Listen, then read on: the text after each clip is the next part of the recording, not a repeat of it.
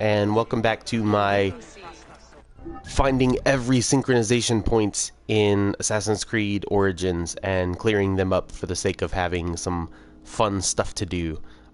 So in our last episode we left off with only 3 regions left, and those are Marmarica, Paratonian, and the Katara Depression. Sorry, 4 regions left, and the Isolated Desert. So this episode is going to run pretty quickly. I'm also considering throwing into this episode the Sinai Peninsula over here, because that's only got like 2 or 3 total completely. So we're probably going to do that.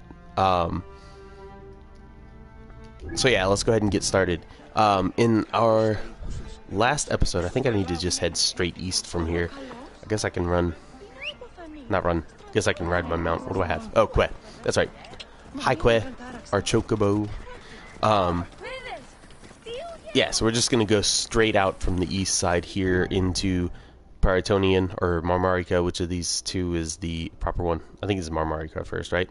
I don't actually know where any of these are off the top of my head, so we'll just follow this road out to here and then clear up the map so that we can figure out where exactly the synchronization points are in Marmarica.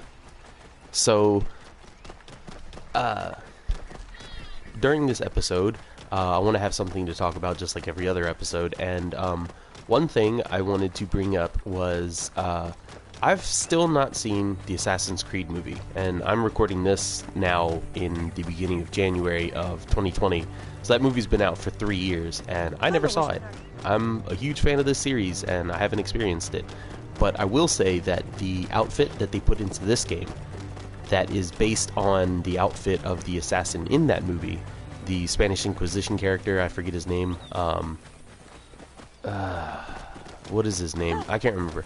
But his outfit is in this game, and it's actually one of my favorite outfits in this game. I'm honestly not very fond of most of the legendary outfits in this game. Most of them are too dramatically removed from what is, typical assassin garb. And I have a real strong fondness for that classic style outfit, like what Altair first created and then Ezio built up on. Are we in the new region yet? I was about to say, I knew we must be. Are there any... Really? I can't see any of them yet? See, it's not showing me the...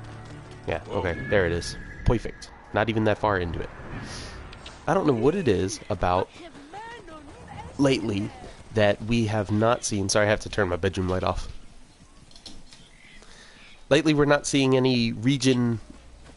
what does it say? Region explored or whatever announcements, and I don't even know if I'm getting the experience for doing it, but I guess it's not super crucial because, like I said, I'm not going to be continuing this profile after I complete this synchronization point quest that I'm on. But yeah, so the Assassin's Creed movie, it's funny because my wife has seen it and she's not at all experienced with video games to begin with, let alone Assassin's Creed. But she's she's fond of action adventure movies, so she saw it for that reason, and she says it's okay. But another related point is I've also never seen the Disney Prince of Persia movie that came out like a decade ago now, I think it's been. The one that stars Jake Gyllenhaal, which is pretty funny that he was in that because he's kind of young in that one, and it doesn't seem like he's much older than that now, but he actually is like a decade older. So I still think of Jake Gyllenhaal as being a young actor because I still remember Jake Gyllenhaal from movies like Bubble Boy. If you ever sat and watched daytime Comedy Central back in like 2002, 2003, they showed that movie like every day. Let me check the map, not the pause screen. Are there any more? Yeah, there is. Okay. So I know him from Bubble Boy, and I know him from... What is the other one? The Day After Tomorrow. I've never seen Nightcrawler or any of his other supposedly better movies, except for Spider-Man Far From Home, which was pretty good, and I liked his character in that. So I kind of have this weird view of Jake Gyllenhaal. It's kind of like how I actually think it's very similar to what happened with Keanu Reeves, where everybody saw the Keanu Reeves movies when he was young, like Bill and Ted, Dracula, and The Matrix, but a lot of people still talk crap about those movies nowadays. And his more recent works like John Wick, everybody's like, oh my god, he's so great in that. And it's funny because I expect the same thing from what I expect about Jake Gyllenhaal. I expect that people would dislike both of those actors due to their early works, but the stuff that they did later that I didn't get into so much, everybody likes. So, that's cool, I guess, but I consider them to kind of have the same acting career path that has happened to them. I don't know if anybody else sees those similarities besides me, or if I'm just filling in non-existent blanks. But yeah, I want to see the Prince of Persia movie as well. And I get it; it's supposed to be bad, but is it really going to be that bad? I mean, for a video game movie, I don't think it would be half bad, right? I don't know. There's not so much that you really have to do with something like a Prince of Persia movie, where an Assassin's Creed movie, the idea of what you would use as a plot for an Assassin's Creed movie is what really gets me, because if you're only going to make one, then you have to really make something that seems like it could exist on its own. And Assassin's Creed, the whole structure of the story and the history of the series is just too much. Like, even in the first game, it was like there was no way that first game was going to exist on its own, because the story just wasn't complete. It was set up. It was mostly set up. The modern day stuff, not necessarily Altair's lifetime. How's this a synchronization point? You can barely see anything from here. I mean, I guess you can see some stuff out that way, but even then, like, there's this just mostly flat plateau up here. I don't get how this is a synchronization point. Even if you're playing as Senu, you still don't really see much anywhere. There's Kyrenaika over there, Cyrene, but still not really, much visible that you can't see from other synchronization points. I don't know. I guess it doesn't really matter. Crap, we got like a kilometer to the next area. So we have Disney Plus, and I plan to watch that Prince of Persia movie at some point on there. I think it's on there. No, I'm pretty sure it's on there. Imagine if Disney made a Assassin's Creed movie, right? That would be would not work. I don't think Disney would be all about getting into that weird, like, conspiracy stuff that's in Assassin's Creed, That's a lot of what's important to the modern day story of Assassin's Creed, the conspiracy and the assassins and the Templars fighting behind the scenes of every major conflict in history. I'm surprised that the series hasn't gotten any like serious criticism for implying that all of these real world events were like a smokescreen for like some weird ancient order versus chaos war that's supposedly the driving force of the Assassins versus Templar conflict. There's lore in the Assassin's Creed series that deals with stuff outside of what's been shown in the games. One of the big reasons that people want to see the Assassin's Creed game set in World War II that they talk about so much is because World War II is supposed to be this major event that the Templars set up World War II and blah blah blah, and the Nazis and blah blah blah. And to me, I'm kind of iffy on that, because getting dishonest about what World War II was about and what Nazism was about is, I don't like it, especially in modern day. Nazis are kind of on the rise again, and we need to be honest about that and talk about how, the Nazis were crappy people that had crappy opinions, and be honest about it. Not, oh, it's a secret war between, I get it, you want to do it with some things that aren't really directly relevant to the world that we live in nowadays, like having the Romans be influenced by the Templars 2,000 years ago. I don't care. It's not a big deal.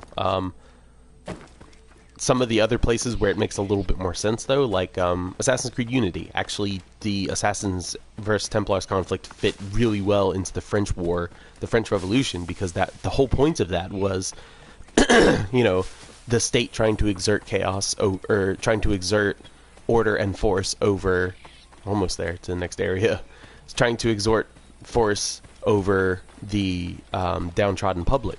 And that's basically what the Assassins and Templars are all about. So that fit well.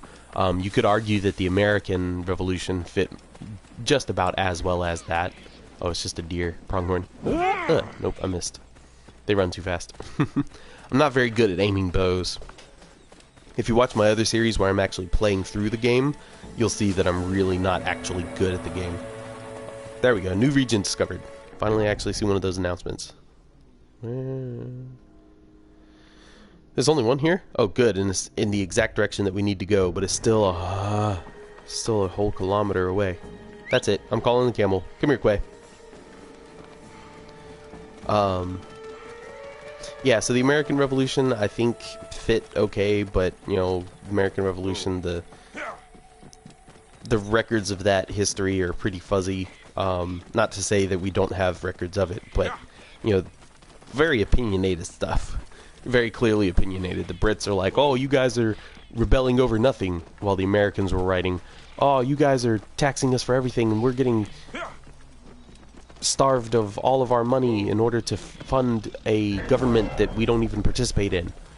And so, not to say that either one of those didn't have a legit reason to fight in that war, but it was, I don't know, it was less of a important conflict, I think, than, say, the French Revolution, even as an American. But as far as what the war itself was about, yeah, I think that fits the Assassin's Creed theme much better than something like what's one that doesn't really fit? The pirate stuff fits really well because, you know, pirates, they're trying to live free lives, and typically pirates weren't actually that bad to citizenry.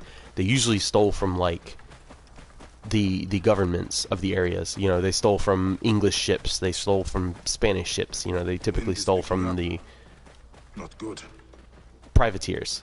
So people that had technically already stolen the wares that they did have, the pirates would steal from them. So, I mean, that works fine, you know. The Renaissance, I don't know enough about, like, I haven't finished any of the Ezio games. Really? Are you not going to... Whatever, Quay. I'm going to leave you behind. I'll call you later. I haven't finished any of the Ezio games to know exactly how they fit that with the Assassin story, because I'm also just not familiar with what was happening in Renaissance Italy, other than a bunch of people making really cool art and coming up with some new scientific concepts. That's all fascinating, but I don't really see what it has to do with the Assassins versus Templars conflict again. So maybe that's a good represent. Come on, Bite, climb up, go up. I'm holding up. There we go. So yeah, I guess I could say I don't see how that fits with the Assassins versus Templars conflict. What about, I haven't played Assassin's Creed Chronicles, the 2D side-scrolling game that features China, Russia, and India, although I'd like to. I still think that having all three of those not be their own games, though, is kind of missing out. Particularly Russia, out of those three, I think that would have been really fascinating. But, you know, I'm still going to probably play Assassin's Creed Chronicles at some point, but I'm just not as excited to do it as I would if they were, like, full-on games. And, you know, they could have been something like Assassin's Creed 3 Liberation, where it was a bit smaller, a bit shorter, on a handheld. If they had, you know, made it something like that, I think it would have been perfectly fine. Missing out, I think, but, you know, there's still promise that they could still make an Assassin's Creed. See, I'm pretty sure that this one is, like, right over here, or it's, like, right over here. I forget, but it's not very far into the region, if I'm not mistaken. Pretty sure.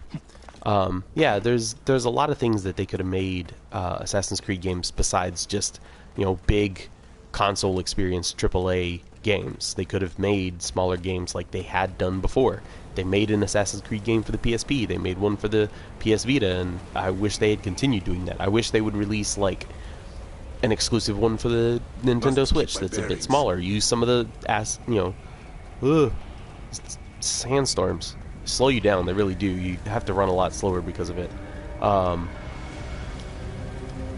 If they were to release an Assassin's Creed on Switch that used the same engine and assets as Assassin's Creed Origins and Odyssey, but, you know, scale it down, make it like one countryside and maybe 2 or 3 large cities. Not necessarily as big as, obviously, Origins or Odyssey for that console, but use some of the lesser wanted time periods and eras. Are there really? I guess there are none here in the Katara Depression either, but the Katara Depression is a really beautiful place too. I love the Katara Depression. I mean, just look at that desert. But yeah, just use some of those smaller eras, those smaller pieces of history that people aren't so much into as they are like the Japan idea or whatever, and still give us a little bit more content. Have like a B team working on them, so all that they really have to actually make is like the world geometry and the story, and give us a little bit more. Some people might argue, oh, they don't need to release so many games, but you know, if you're releasing let me try to think of a series. Not so many series do it now. But you know, back in the day, we used to get, say, Mario games. You know, you could get like 2 or 3 Mario games on a console, plus like 3 or 4 Mario games on a handheld, right? We don't get that nowadays with almost any series, but I think Assassin's Creed could do a really good job with that. So check out this desert, and like this all looks like a painting, I think, except that all of it you can visit. I mean, you could travel through. And, you know, that's another thing. Some people are really, really, really not jazzed about the idea of having these huge worlds that they've had in Origins and Odyssey. Mainly because they don't like the travel time. They feel like, you know, there's not enough things to keep your interest while you're running between these areas. And yeah, I get it. You know, if you're not someone who's like, oh, I love going to these small little locations and collecting stuff and fighting bad guys and just, you know, playing the game as like something fun to do to cover my time, so I'm doing something fun rather than whatever, I get it. You know, you're just like, oh, I want a small, concentrated, focused area. It makes sense, but I think that something like Assassin's Creed is unique in what it allows, because there are other games where you can have those more focused, singular, directed, linear narratives. Whereas something like Assassin's Creed, it's the only game series that we're getting that's like, hey, here's a big, open, real-world country during a really interesting period of history. Why am I not riding my camel? I have no clue why I'm not riding my camel. I'm far enough down the mountain that I can. You can explore the whole world. You can have a lot of time just exploring around and doing stuff. To give you a comparison, I am a bigger fan of Spider-Man than I am of AC, but at the same time, I still find myself going back to AC Origins over the Spider-Man game from 2018. Just to represent. And it's not to say that the Spider-Man game itself wasn't any good. It's just to say that in terms of something that I'm like, oh, I just want to kind of piddly fart around, go do a little bit of gameplay, have fun playing a game for a couple minutes, I typically go to this, where with Spider-Man, I don't know, I feel like I have more trouble getting into it when I'm not in the mood than when I'm playing Assassin's Creed. You know, if I haven't been playing Assassin's Creed Odyssey in a while, I can still just pick it up and be like, oh, yeah, I'm having a good time, I'm just relaxing and playing this. Where Spider-Man, I'm like, what should I do? Should I do that? Should I just swing around? No, I don't like the swinging in that game. I don't like the I don't like most of the side activities in it. If I was to play that game, I feel more like what I want to do is go through the story. I want to experience the combat. I want to do some of the stealth or combat sequences in like the enemy bases. That's what I want to do if I'm playing Spider-Man. Whereas Assassin's Creed, I'm kind of just like, oh, there's a thing. I'm going to go clear out the thing, the area, whatever it may be. We're coming up on our last region for Egypt proper, and then we're going to head down to head out east to the Sinai and clear that area, because the Sinai is a pretty cool area for, no, actually, you have to go through some story sequences to do that. Whoa. So I'm probably not going to do the Sinai in this video, now that I think about it. So I guess I'll do the Sinai later once I've skipped the story sequences that are present in it, and then I will do the area around Thebes once I've skipped the story sequences surrounding that. Because as soon as you land in Sinai, you automatically start a story sequence, and I don't really want to show that on this series. So instead, I might just go do a regular Let's Play episode of my New Game Plus that I started in the game, and you guys can watch that if you're still watching me tonight. But I know for a fact that on the far eastern side of the isolated desert, there is a synchronization point. So that is where we're going to go to finish off this episode. So it's a shorter episode than normal, but I think that's fine. We're kind of winding down here. You know, you guys have seen every synchronization point, which means you've basically seen the entire world of the game at this point, and we need to head this way, and we're going to keep running until we actually get the prompt for area discovered, because I want that prompt. But yeah, so I don't know what it is, but I find myself coming back to Assassin's Creed. There we go.